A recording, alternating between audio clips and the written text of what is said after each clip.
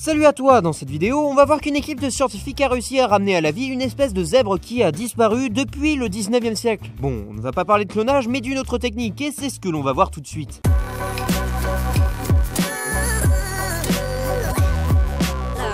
Si je te parle des animaux, tu vas soit me dire que c'est mignon, soit que tu n'en as rien à faire. Oui bon, c'est vrai, ce n'est pas le sujet le plus passionnant au monde, mais ne t'inquiète pas, hein, c'est intéressant quand même. Déjà, est-ce que tu connais le zèbre de quagga? Si ce n'est pas le cas, ne t'inquiète pas, elle n'est pas très connue. Cette espèce de zèbre originaire d'Afrique du Sud s'est complètement fait massacrer par les chasseurs pendant l'époque coloniale. En fait, contrairement aux zèbres que l'on connaît tous, cette espèce avait comme particularité de n'avoir aucune rayure sur la croupe. Et le dernier spécimen de cette espèce s'est éteint en 1883 dans un zoo à Amsterdam.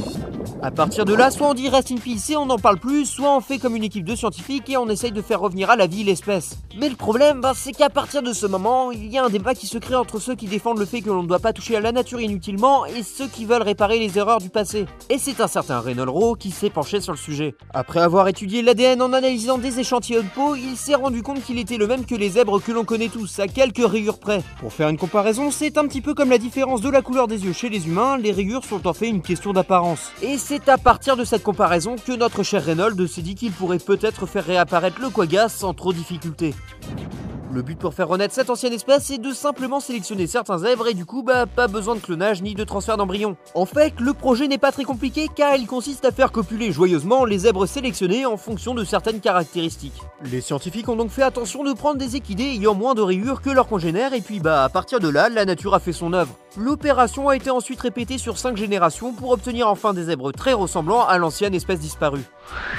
Mais tu te doutes sûrement que ce n'est pas exactement la même espèce que celle massacrée. C'est pour ça que pour éviter toute confusion, les scientifiques ont décidé de donner comme nom les quagga de Rowe à cette espèce issue de la reproduction sélective. Oula, je viens de dire un terme qui sort de nulle part là. En fait, la reproduction sélective, c'est l'expérience que l'on vient de voir, mais j'ai juste zappé de dire le nom. Du coup, si à un moment tu ne comprends pas, tu m'arrêtes et tu demandes des explications, ok? Je compte sur toi. Bon, pour reprendre, il faut savoir qu'il n'y aura jamais tous les scientifiques qui seront d'accord sur la démarche à réaliser, et donc forcément, ça se transforme souvent en source de polémique tout ça. Pour voir où en est exactement le programme, dirigeons-nous virtuellement vers la ferme qui a servi à faire renaître cette espèce. Si on regarde par-dessus la porte, on pourra y apercevoir 6 spécimens issus de la 4e et 5e génération et qui sont considérés comme de réelles représentations de notre ancienne espèce éteinte. Et d'ailleurs, tant qu'on a nos individus sous les yeux, il faut savoir que notre nouvelle espèce de quagga est même capable de se reproduire. Tu me diras, c'est pas étonnant, et heureusement même, car sinon le projet servirait un petit peu à rien. Mais tu te doutes aussi que je ne dis pas ça au hasard parce que tu as déjà sûrement vu des zébroïdes qui sont des croisements entre un zèbre et un autre équidé comme un âne ou un cheval par exemple. Eh bien, ces fameux zébroïdes ne peuvent pas se reproduire contrairement à nos fameux quaggas. Et donc en tout, c'est une centaine de zèbres qui auront été investis dans le programme. Du coup, je ne sais pas ce que tu en penses de tout ça et c'est pour cette raison que je t'invite à mettre ton avis dans les commentaires.